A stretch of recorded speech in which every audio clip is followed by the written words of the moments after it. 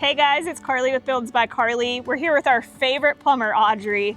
You may remember her from one of our previous videos where she showed us the plumbing on a 330 square foot true A-frame. And now we're back with her on another project. This is a really cool project we have here next to a pond, and she's going to talk about the plumbing on one of our Azalea models, our 575 square foot house. So Audrey, before we get started, why don't you tell us what actually needs done on the house in order for it to be ready for you to come out and start roughing in the plumbing? There's a lot of things that need to be ready when you're starting a rough-in. When it's a bigger house and there's a lot of stairs, obviously the stairs are a main thing because it's kind of hard to haul pipe up and tools and everything like that with no stairs.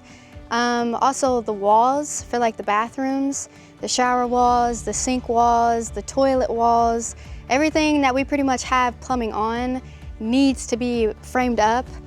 Same with the roof. The roof needs to be on for us to be able to go out the roof and vent. So now that we know what has to be done in order for you to come and do the rough-in, why don't you give us some general information on what you're doing during a rough-in? When we go in to rough in a house, we usually start with toilets, because that's usually, toilets are 3-inch, so that's usually our kind of like trunk line that we kind of call.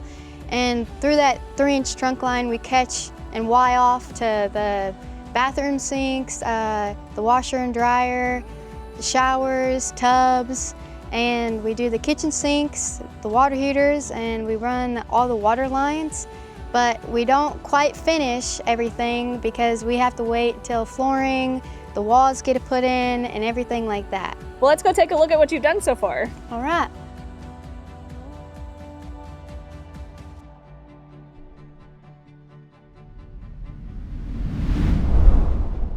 So I'm standing in what's going to be a gorgeous tile shower. And Audrey, why don't you show us what you've got done in the bathroom so far? This is your shower drain. This is where the valve is gonna go. We don't have the valve ready yet, but here's a little sneak peek of where we kind of start with the valve. And we'll have a rainfall shower head here. That's too, true, right? Yeah. That's true. Love those. And then over here is your toilet. This right here is later on what your toilet is gonna set on. That is your water line to feed the toilet when you flush it and everything like that. Right here is where your sink is gonna be sitting.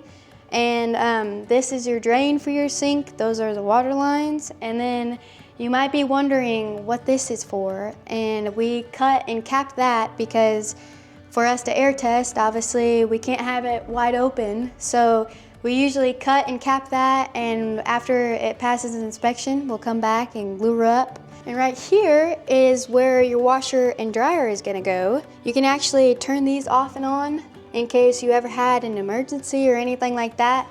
And fun fact, this also, we can put our gauge on. You screw this little black cap off and you can actually screw your gauge onto that and air test through that way instead of putting it on the water lines for the kitchen. So are you saying that these are specifically here in this stage of construction as a way to turn off and on because they'll have different handles later? Yep. So if anything happens in the sense of like if we had water here already. Right, because I know some people do test with water. We test with air, but I know a lot of people actually test with water. So in the case of if you were testing with water and you had a leak and you had it open or something like that, you could come over and shut it off really quick.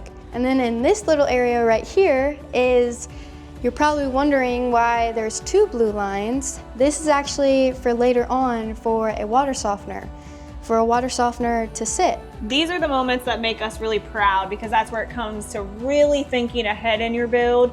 And we don't know necessarily that a water softener is going to be integrated here, but we know that this house is going to be on well water. And if we don't run these lines now, Audrey, you could probably attest to this, if we don't run these now, they're going to be closed in underneath the house, which we'll see in a few minutes here. Then it's not as easy to do your drilling through finished area. Yep. Now to the kitchen and my favorite appliance ever.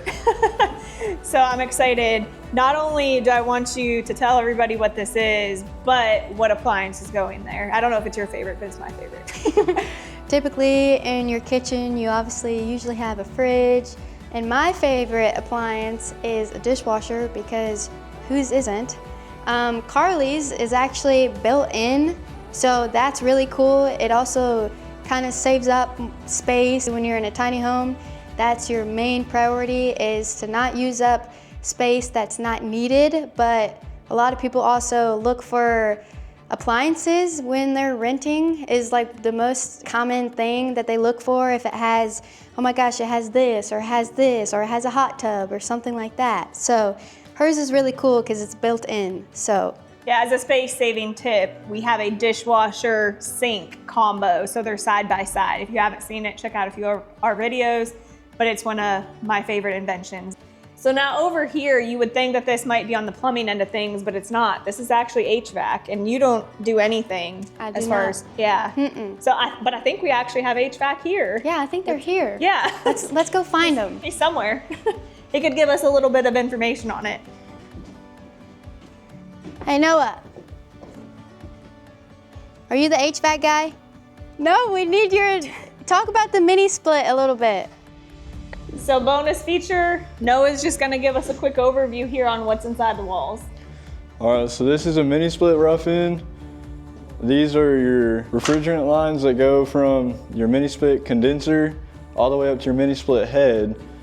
They are what controls like the heat and the coolness of whatever you want to blow out. We got a condensate line.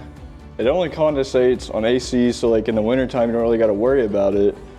But I know in the summer, whenever you run an AC, it'll drip water. But you got your communication cable that runs all your power, and it sends signal all the way to your mini split head. I think that's about it. Yeah, I mean, Noah, you made that seem really simple, so thank you for the explanation.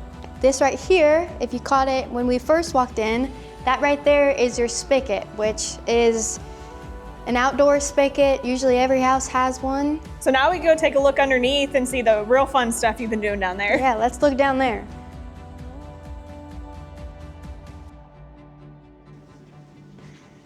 So of course we have another one of our treehouse style foundations, which I'm sure makes things more fun for you.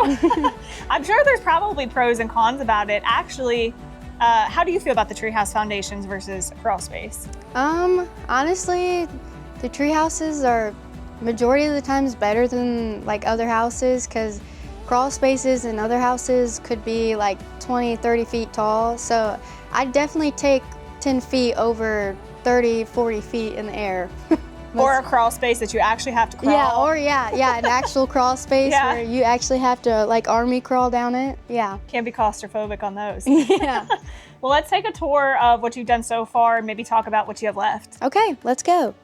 So now that we're down here, let's take a little bit more in-depth look of the actual plumbing. Usually when we are doing either the lower floor or we are doing the crawl space, we usually always start at the toilet, because the toilet is usually kind of what we call our main trunk line. As you can see right here is the toilet, and typically we usually always start from the toilet just because that's where our main 3-inch is, and then later on we'll throw Ys in there. But as you can see, this is the flange up here, and we threw a T in, but let's not get to that quite yet.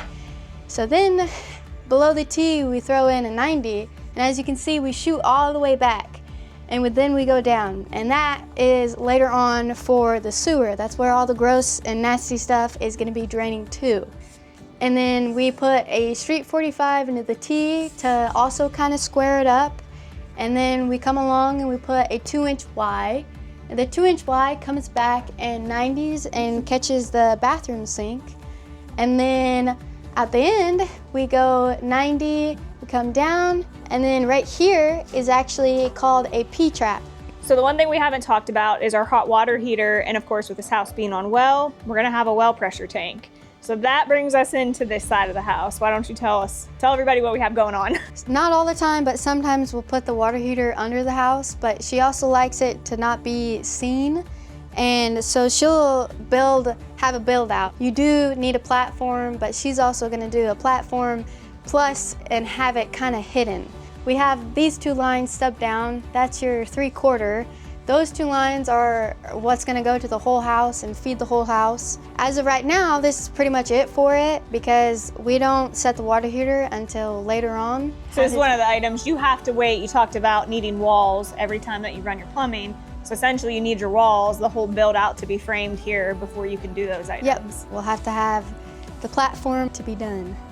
And this is all part of the rough-in, but when do you come back in the build again? So when we already finished a rough-in and we are headed back, it's usually what we call finish, which is your faucets, your toilets, your shower trim, and that also includes your water heater. Setting your water heater is also included with the finish, because without your water heater, you're not gonna have hot water and you're also not gonna even have water. Well, if you guys wanna come back for that stage, leave us a comment and we could talk about coming back.